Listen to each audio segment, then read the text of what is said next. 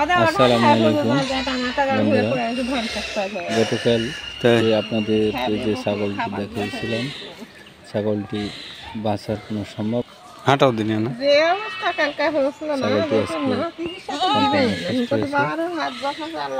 ছাগলটি ছাগলটির খোঁজ খবর নেওয়ার জন্য দেখুন বন্ধুরা। এবং ধরো ধরো ধরো ছাগলের তাপমাত্রা 98 ফারেনহাইটে নেমে গেছিল।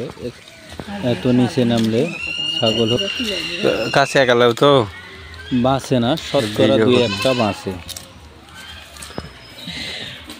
কাল গায়ে বর্কি সুস্থ হতে কত সময় লাগছিল? তুমি হলো 1 ঘন্টা সময় দেখলেন না? ওই আধা ঘন্টা থেকে 1 ঘন্টা, আধা ঘন্টা সময় ভালো হয়ে গেছে। আধা ঘন্টার মধ্যেই ভালো হয়ে গেছে। ভালো হয়ে গেছে। হ্যাঁ, আধা ঘন্টা পর খাবার দাবার সবকিছু করবে লাগছিল, যাওয়ারও ধরেছিল নাকি? সঙ্গে সঙ্গে দেখলে তো শিক্ষা মরে যাবে।